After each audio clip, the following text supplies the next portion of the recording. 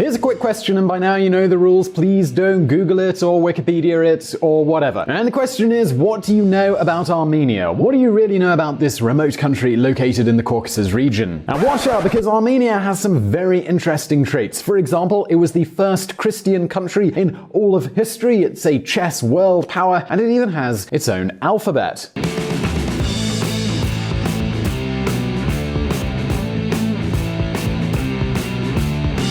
And here's another fact that you might not know about this country. Inside of the country is, not really sure how to say this, but essentially there's another country in there. This country is the self-constituted Republic of Artsakh, formerly known as Nagorno-Karabakh. You heard that right. We're talking about a republic that isn't recognized by any other country in the world, but which proclaimed its independence in 1991 and has its own government, parliament, constitution, and even its own armed forces. You see, except for a passport with which they can travel the world, they have everything. Of course, this curious republic's citizens aren't all isolated. They all have an Armenian passport because this country is a close ally of Armenia. You see, during the Soviet period, this territory was an oblast, an autonomous province of the Azerbaijani Soviet Socialist Republic. But when the Soviet Union collapsed, its government decided that it wanted to belong to Armenia, which led to a long 4-year war that caused thousands of deaths. By the way, interesting side note here. Have you ever noticed in history how many wars have happened simply over a tiny piece of land? But let's stay on topic for today. Maybe that's something we'll talk about in the future. Now, most would agree that Armenia has absolutely everything required to dazzle a politics addict. And of course, everything required for us to talk about it right here on VisualPolitik. One country inside another one, a recent war in 2016, a huge diaspora, a democratic revolution, and even the potential to be a headache for Mr. Vladimir Putin himself. So, listen up.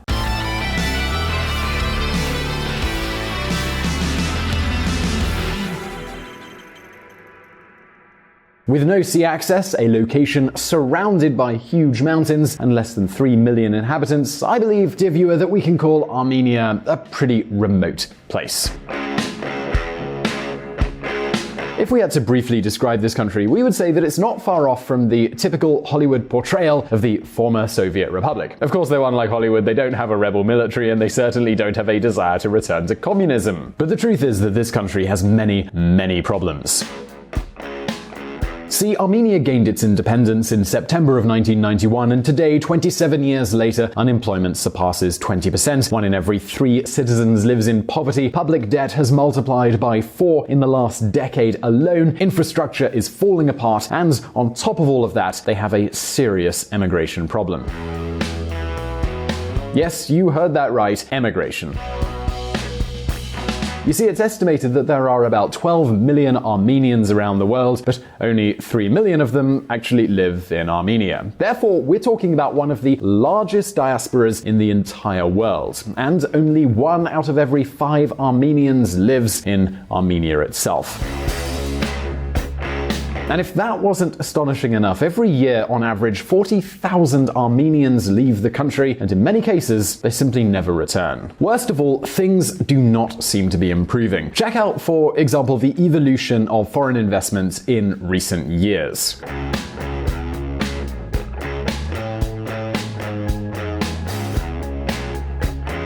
But at this point, you might be wondering, well, why are things going quite so badly? Well, dear viewer, one of the reasons is certainly corruption and the huge amount of power that oligarchs in the country possess. You see, in the last 20 years, the Republican Armenian Party, a theoretically center-right and pro-market party that's really just a huge club of oligarchs, has turned the country's politics into a network of interests and privileges. Let's put it another way. For 2 entire decades, if you wanted to do business in Armenia, joining this party was almost a mandatory step. And if you were a foreigner, dropping by wasn't a bad idea either. However, just hold on a moment here, because in April of 2018, Armenians said, well, enough is enough. And you know what they did? Well, they held a revolution in the streets. Check this out.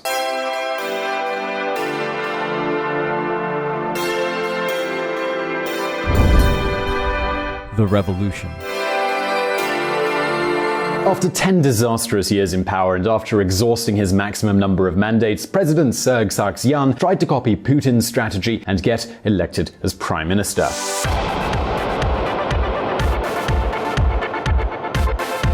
To do this, he proposed a reform that basically passed the president's main powers onto the prime minister. So what do you think happens at this point? Are we talking about a smart maneuver to stay in power or a blatant mockery to all Armenians? Well, dear viewer, it was very, very clear to the people of this country, the president, he was laughing at them. He could rig the elections, use his power at will, and let big oligarchs use the government to get rich. But this was too much. After 10 years of President Serg's terrible management, this was beyond a joke. The Armenians, they did not accept it.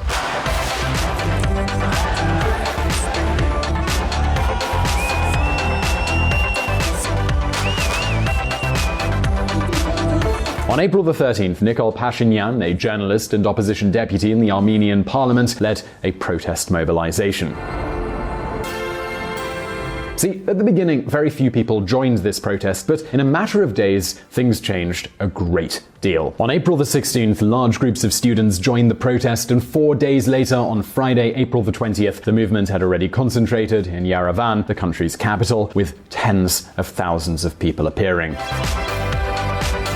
At that moment, the government, which up until then had seen the demonstrations as a small nuisance, began to get rather nervous. And what do you think they did at this point? Well, they did what tyrants do. They arrested the main leaders of these completely peaceful demonstrations, including their leader, Nicolas Pashinyan. They also announced that the police would disperse the protest rallies by force and without any considerations.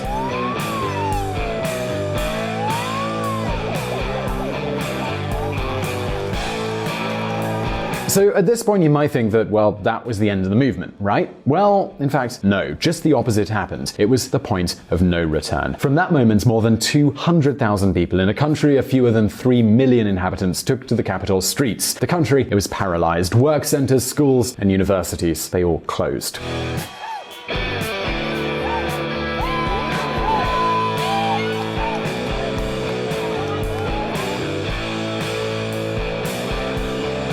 And the police, faced with such a massive concentration of people, well, they decided to do absolutely nothing. So all of this encouraged more and more people to join in a completely peaceful and really quite happy protest. Finally, Armenia's citizens had stood up and said, enough's enough. The Velvet Revolution was underway. And what was the result? Well, at 4 p.m. on Monday, April the 23rd, just 10 days after the protests began, the president announced his resignation. A few weeks later, Pashinyan himself, the protest leader, a journalist who in recent years had suffered an attempted attack and had been imprisoned for confronting the government, had now been appointed prime minister. Yes, it was a pretty crazy few weeks, from opponent to prisoner and from prisoner to the government, all in just a few days.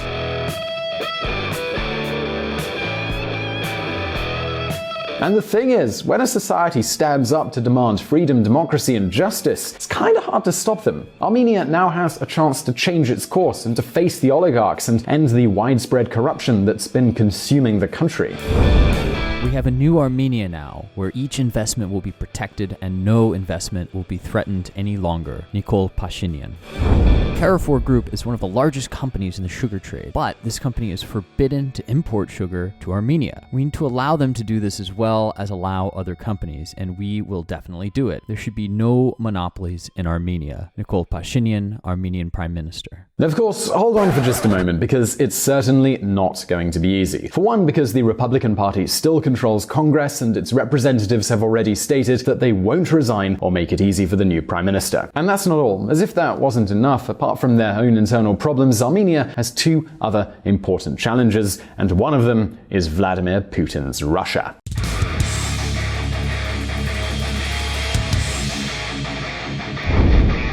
Russia and the Azeri threats. Moscow has such a huge amount of control over Armenia's economy, defense, and foreign policy that many analysts speak openly about a kind of de facto occupation. Without going any further, in the Armenian city of Gyumri, the Russian army has, right next to the Turkish border, an important military base with more than 5,000 soldiers, MiG-29 aircrafts, and S-300 anti-aircraft missile systems. But it isn't just a military issue. To a large extent, the country also depends on the remittances sent by more than 2 million Armenians who are currently living in Russia. And in addition, the Russian giant is its main commercial partner and completely controls their energy supply. I mean, check this out. What has occurred in Armenia is something unnatural. It is next to Iran, a major exporter of gas, but it imports its gas from Siberia as a result of agreements that do little more than legalize Armenia's occupation. Indeed, under the terms of those accords, Yerevan can't make a deal with Tehran unless Moscow agrees. Ruben Megrabian, the editor of the Russian service of the 1in.am internet portal. The fact is that so far Vladimir Putin has had very good relations with the government, and you all know that these kind of revolutions, they don't exactly thrill Putin. So there's a warning on the table here. Do not pay too much attention to the seductive calls of the European Union or the United States. Certainly the 5,000 Russian soldiers stationed in Armenia certainly help put this message from Moscow across. But that is not all. There is also another huge threat here. Remember the Republic of Artsakh that I mentioned right at the beginning of the video? Well, it's sort of a protectorate of Armenia, in such a way that Azerbaijan considers it to be an occupied territory.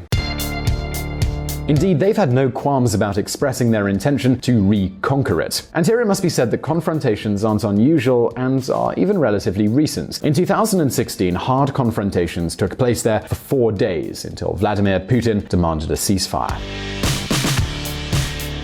But obviously, the risk exists, especially because Azerbaijan has oil and gas, and that, dear viewer, that means money. To give you an idea, Azerbaijan's military budget is as big as the Armenian government's entire budget. So if one day Russia decides to wash its hands, Armenia could certainly get into a lot of trouble. Anyway, that is how things stand in the country today, but now it's your turn. Have you even heard of the Republic of Artsakh? Well, leave your answer in the comment section below, as well as in this survey, and I really hope you enjoyed this video. Please do hit that like button if you did, and don't forget to subscribe to our channel for brand new videos. Also, don't forget to check out our friends at the Reconsider Media podcast. They provided the vocals in this episode that are not mine. And as always, thank you for watching.